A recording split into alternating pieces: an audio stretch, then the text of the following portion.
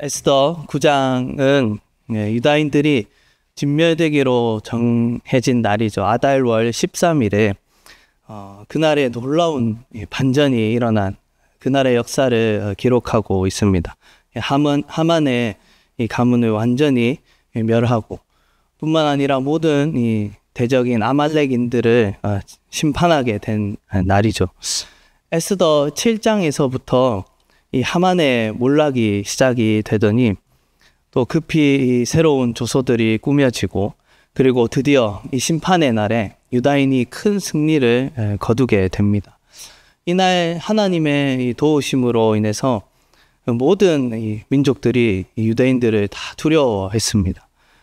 그리고 각 지방의 이 신하들은 모르드게를 두려워하고 그를 모르드게는 점점 더 이 국내에서 존귀하고 능력 있는 신하로 그리고 바벨론 시대의 다니엘과 같은 그런 총리의 자리에까지 오르게 됩니다. 에스더의 전반부는 우리가 잘 알듯이 절망과 좌절뿐이었습니다. 이들은 어느 날 갑자기 이 내려진 조소로 인해서 왜 이런 일들이 일어났는지 그 자초지종도 알 수가 없고 그냥 이 가만히 앉아서 멸망을 당할 수밖에 없는 그런 상황에 놓였죠. 이 제국이 워낙 넓었기 때문에 많은 지역의 이 유다인들이 흩어져 살고 있었고 이 도성 수산에서 일어나고 있는 일들을 모두가 다 속속들이 알 수가 없었습니다. 그저 우리 민족 중에 이 왕후가 되었다라는 그런 소식과 모르드게라는 그런 신하가 한 사람 있다. 그 정도의 이야기만 알고 있었을 뿐이죠.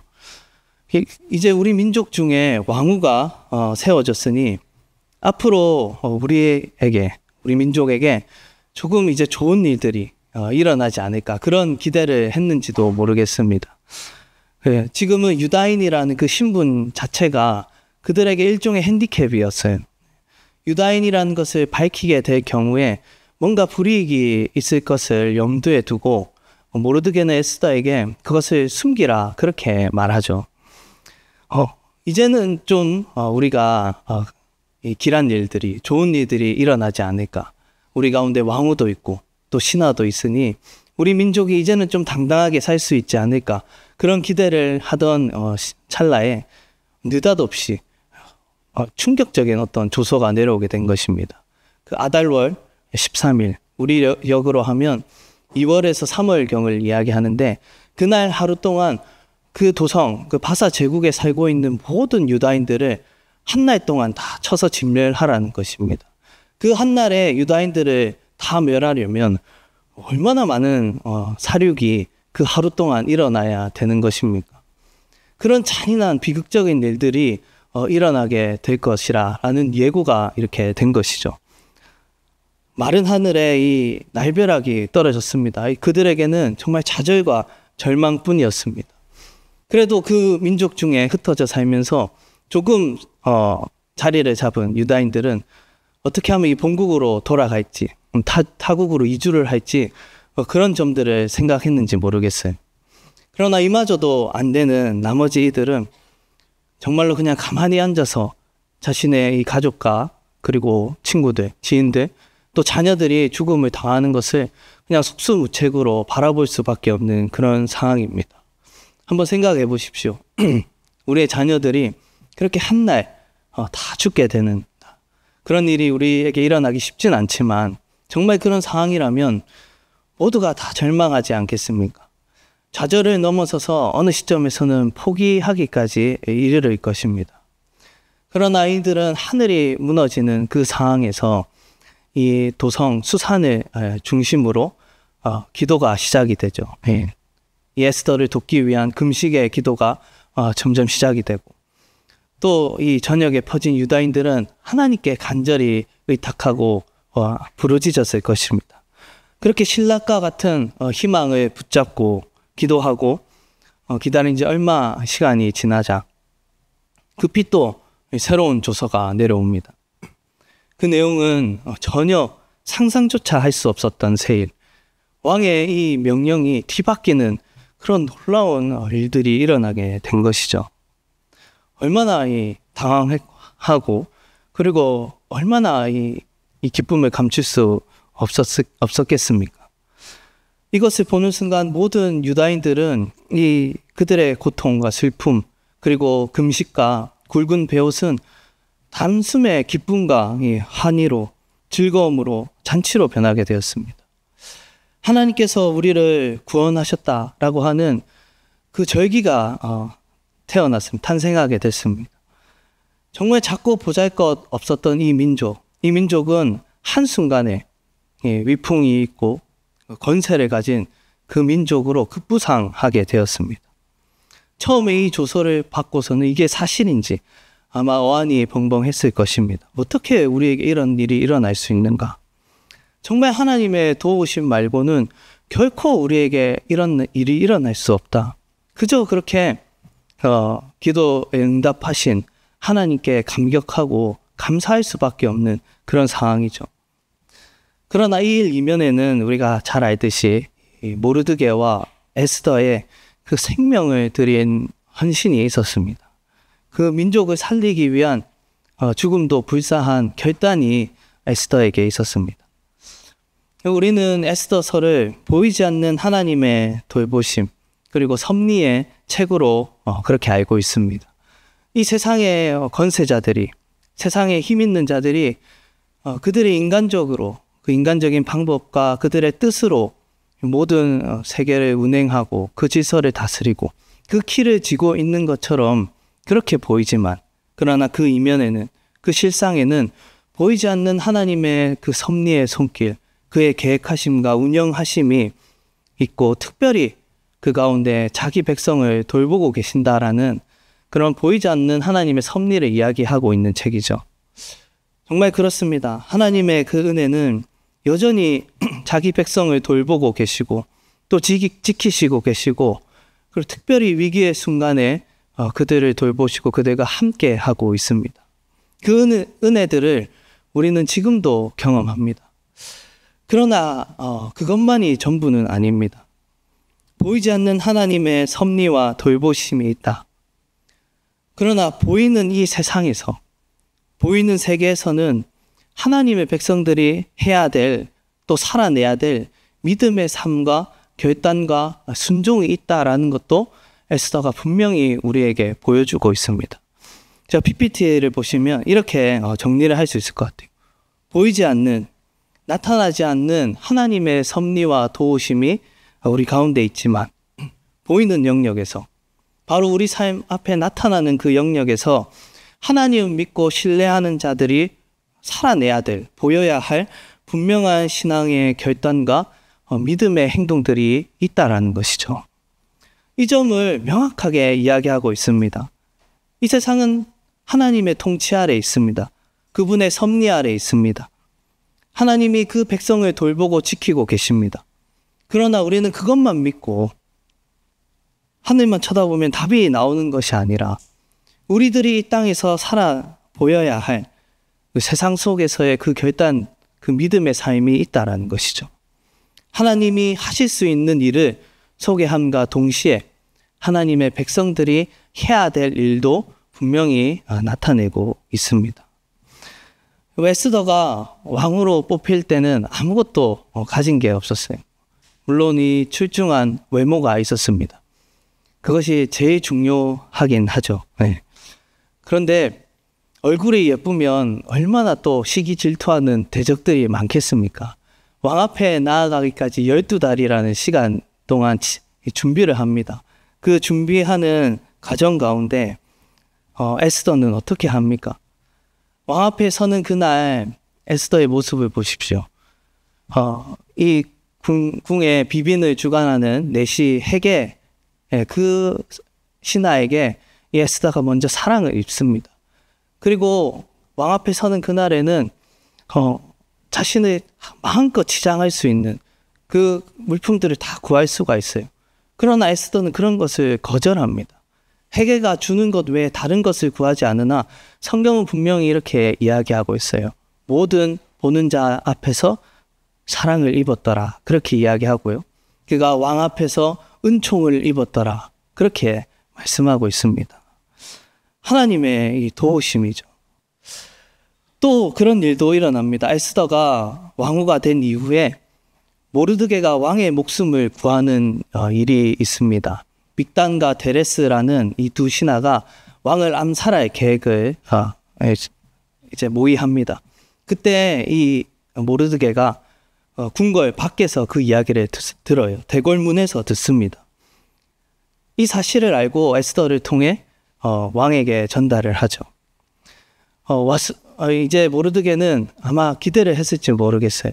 내가 이 큰 공을 세웠으니 이제 더 높은 간직으로 올라갈 수 있지 않을까.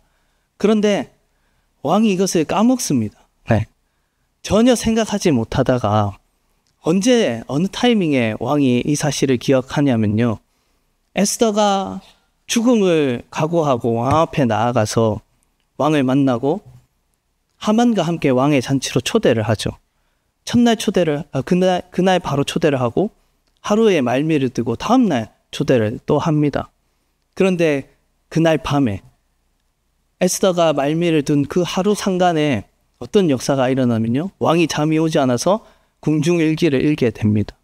그리고 거기서 모르드게가 자신의 생명을 구한 그 일을 발견하게 됩니다.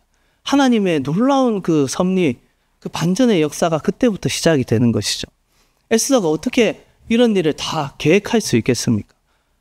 이것은 놀라운 하나님의 도우심과 그의 은혜다라고 고백할 수밖에 없죠. 인간이 계획해서 할 수 있는 일이 아닙니다. 에스더 8장 4절을 보면요. 왕이 에스더에게 금규를 내미는, 두 번째 내미는 그런 장면이 나옵니다. 8장 4절에 왕이 에스더를 향하여 금규를 내미는지라 그렇게 말을 해요. 제가 이 구절을 보면서 그런 생각이 들었어요. 하나님의 백성들에게 금규를 내미는 자가 누구입니까? 세상의 왕이죠. 하나님을 모르는. 역사적으로 많은 하나님의 백성들은 항상 이런 위치에 있었습니다. 세상의 어떤 절대 권력을 가진 자들, 하나님을 모르는 그런 교만하고 오만한 자들, 그들이 가진 금규를 내밀지 않으면 살 수가 없는 그런 미천한 위치에 하나님의 백성들이 있었습니다. 우리 삶도 그렇지 않습니까? 우리도 마찬가지로 세상에서 하나님을 알지 못하는 수많은 사람들을 상대합니다. 그 중에는 세상의 힘과 권세와 어떤 우리의 삶을 좌지우지할 수 있는, 우리의 인생의 길을 열 수도 있고 닫을 수 있는 그런 금규를 쥐고 있는 자들이 있습니다. 손에 금규를 들고 우리의 인생을 저울질하지만 에스더는 무엇을 믿고 그 왕 앞에 섰습니까? 지금 바람 앞에 촛불과 같은 그런 운명적인 그런 상황에서 에스더는 지금 내 생명의 이 열쇠를 쥐고 있는 이는 바로 왕 아하수에로이지만 자신의 인생에 진정으로 금규를 내미실 수 있는 왕은 바로 여호와 하나님이시다라는 사실을 기억하였습니다. 이를 의지하고 담대히 왕 앞에 선 것입니다. 우리 또한 세상에서 다양한 권세자들 앞에 여러 모습으로 여러 형태로 서지만 우리도 동일하게 그렇게 고백합니다. 우리의 진정한 왕은 오직 여호와 하나님 한 분이십니다. 우리의 인생에 금규를 내미실 수 있는 분은 바로 당신 하나님이십니다. 그것이 섭리를 믿는 자들의 고백이고 하나님은 그렇게 사람의 마음을 여시고 상을 바꾸어 가시는 분이시라는 것이죠. 여러분 반드시 기억하시기를 바랍니다. 우리에게 금규를 내미는 손은 그 손은 사람의 손이지만 우리는 그 손 너머에 역사하고 계시는 보이지 않는 하나님을 신뢰하고 그를 의지하며 살아가는 자들입니다. 하나님은 여전히 이 세상에서 작고 미약하고 때로는 비천해 보이는 어디 잘 나타나지도 않는 그 하나님의 백성들, 바로 우리인 성도들을 통하여서 하나님 지금도 그 구원의 역사를, 하나님의 계획을 이루어 가고 계시고 성취해 가고 계신 분이심을 믿으시기를 바랍니다. 이처럼 보이지 않는 하나님의 그 섭리의 손길이 세상을 주관하고 있다면 그렇다면 이 보이는 세상에서 우리들이 보여야 할 믿음의 삶은 무엇입니까? 오늘 우리가 읽은 성경이 이제 매일 성경 오늘의 본문입니다. 매일 성경에는 에스더 9장 1절부터 19절까지의 내용이 나와 있는데 그 절마다 부제들이 있어요. 1절부터 5절까지를 보면 유다인의 승리라고 나와 있습니다. 그리고 15절까지는 수성도산 자꾸 헷갈리더라고요. 횟집 이름 같은데. 아무튼 그 성에서의 승리, 수도를 말합니다. 그리고 19절까지는 다른 모든 도에서의 승리. 결과적으로 이들이 거둔 큰 승리에 대해서 세 차례에 걸쳐서 그렇게 이야기하고 있습니다. 그런데 여러분, 이 승리는 우리가 잘 알듯이 거저 주어진 것이 아닙니다. 정말 하나님의 도우심이 있었지만 그 승리에 여러 가지 과정들이 있지 않습니까? 특별히 이 에스더서는 에스더의 믿음과 결단, 그것을 조명하고 있죠. 우리도 마찬가지로 우리의 삶에서 어떻게 하나님의 승리, 그 하나님의 도우심을 경험할 수 있을까? 그 하나님의 섭리의 손길을 어떻게 하면 우리 삶에서 경험할까?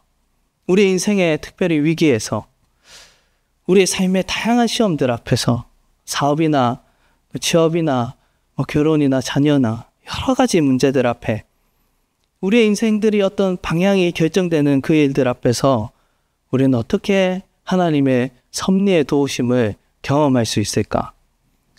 그럼 그 길은 오직 단 한 가지, 순종뿐입니다. 어떤 순종을 말하고 있습니까? 죽으면 죽으리이다.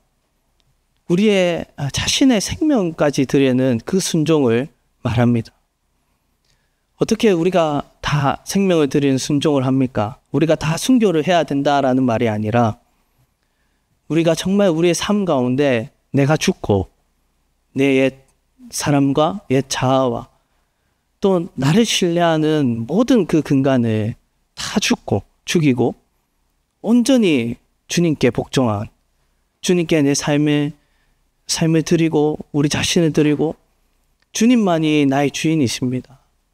내 삶의 주인은 오직 당신입니다. 그렇게 고백하고 그렇게 순종하는 그 자리까지 이르는 것. 그것을 영적 순교라고 이야기하고 싶습니다. 그 자리까지 이르는 것을 하나님께서 원하시는 것이죠. 하나님은 우리 모두에게 승리를 주시길 원하십니다. 그의 놀랍고 풍성한 복을 그 자녀들에게 다 주시기를 원하세요. 하나님의 그 은혜 아래 하나님 정말 복 주시기를 원하시는데, 그런데 그냥 주시는 것은 없습니다. 성경을 잘 보면 때로 하나님이 정말 무서울 만큼 정말 철저하신 분이시구나 하는 것들을 봅니다. 우리의 어떤 변화와 결단, 믿음과 순종 없이 그냥 얻어지는 것은 없습니다. 성경에서 우리에게 값없이 주어지는 것은 우리의 구원뿐입니다. 나머지는 우리가 어떤 삶을 사느냐, 어떤 선택을 하고 어떤 믿음의 순종을 하며 사느냐, 거기에 다 달려 있어요.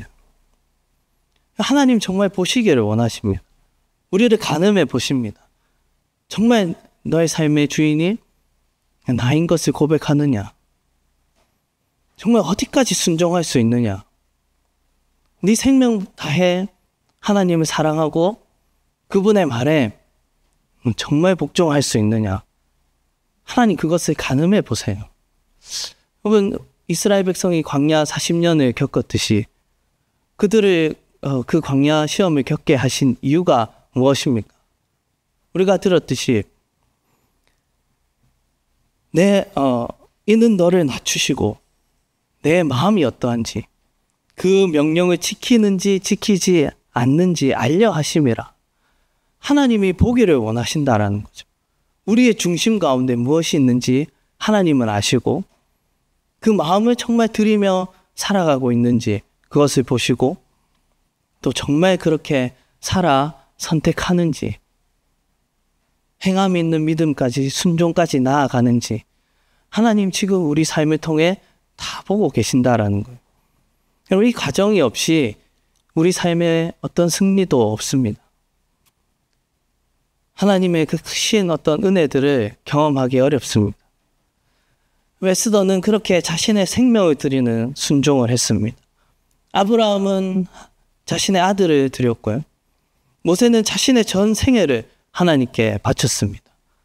다윗도 자신의 그 생명을 하나님께 드리며 목숨을 드리며 그 거인 앞에 섰고, 그리고 다니엘도 사자굴 속에서 순교를 각오하고 믿음을 지키는 그 삶을 새 친구와 함께 결단한 것입니다. 이번에 시니어 국내 성지 순례를 다녀오게 됐는데요. 거기서 이제 주기철 목사님 순교 기념관에 가게 됐습니다. 우리가 잘 알지만 우리 목사님, 그 목사님의 일대기와 또 일사각오의 그 순교의 신앙을 다시금 이렇게 보면서 그 상간에 에스더서를 계속 이렇게 묵상하고 있었어요. 하나님이 우리에게 또 나에게 동일하게 요구하시는 그 믿음 무엇일까? 말씀하시는 것이 무엇일까 생각했습니다. 그러던 중에 주기철 목사님에게 승리는 무엇이었을까? 그 목사님은 광복을 1년여 채 남기고 5번의 그 감옥 살이 끝에 옥중 순교를 하셨다고 그렇게 합니다. 목사님에게 승리는 무엇일까? 목사님에게 승리는 광복이 아니라 또 신앙의 자유를 얻는 것이 아니라 끝까지 그 믿음을 지킨 그 삶, 그 시간들이 승리의 시간들이구나.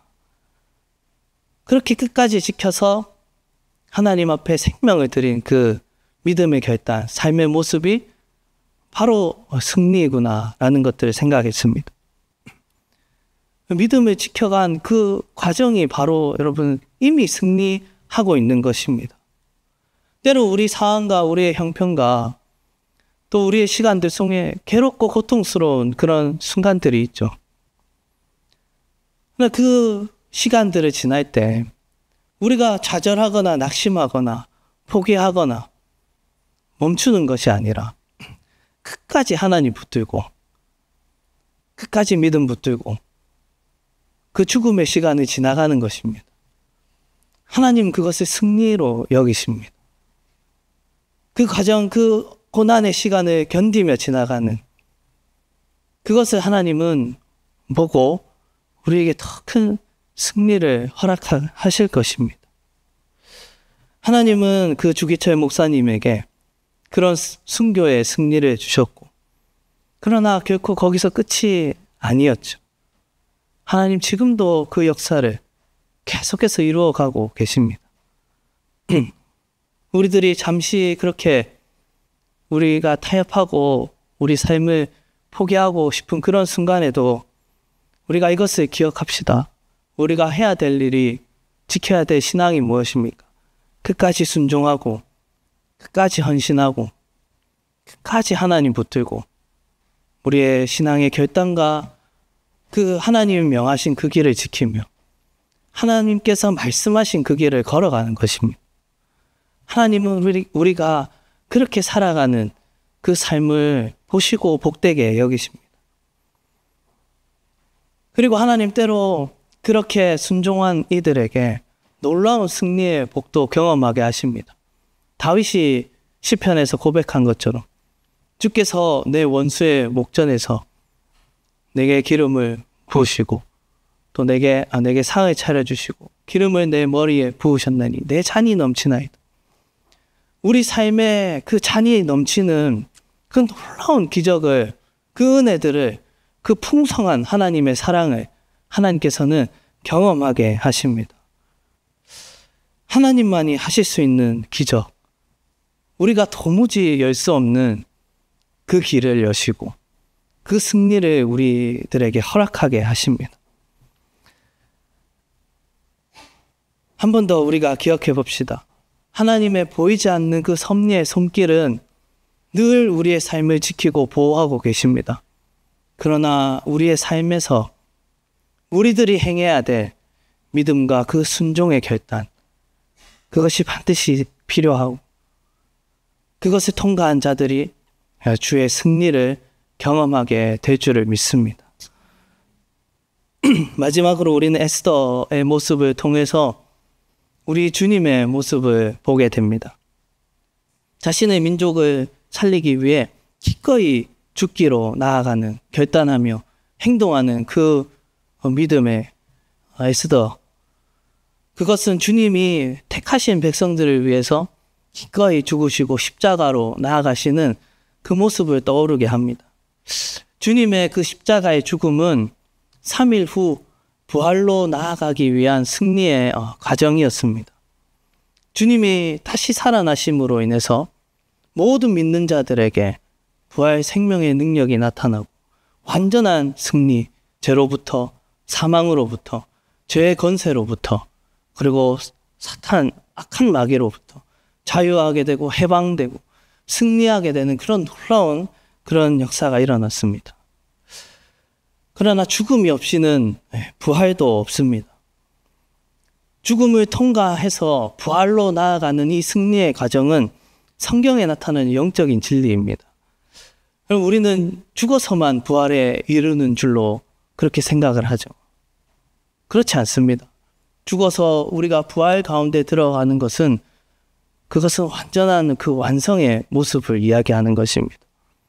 우리는 지금도 우리가 살아가는 이 시간 속에 우리의 삶 속에서 우리의 개인의 자아의 죽음을 통해 우리가 죽고 우리의 삶을 예수님께 드리고 주님께 온전한 통치를 받으며 주님의 그 역사 속에 그 새 생명으로 살아가는 그 순종을 통하여서 예수의 생명으로 사는 다시 살아나는 그 새 생명의 역사를 우리는 경험하게 됩니다.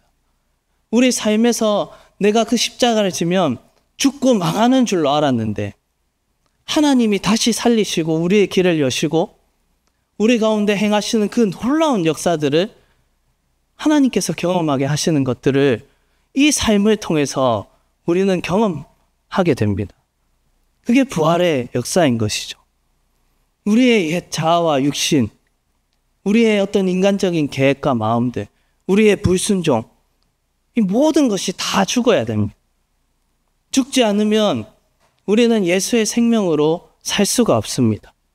우리가 그렇게 십자가에 죽는 그 믿음을 선택하고 그것을 믿고 주님의 말씀을 붙드는 여러분 그 시간, 고난 가운데 있어도 그 죽음의 시간에 지나도 하나님 말씀만을 붙들고 지켜 인내하는 그 시간, 그것이 바로 우리의 신앙의 승리입니다.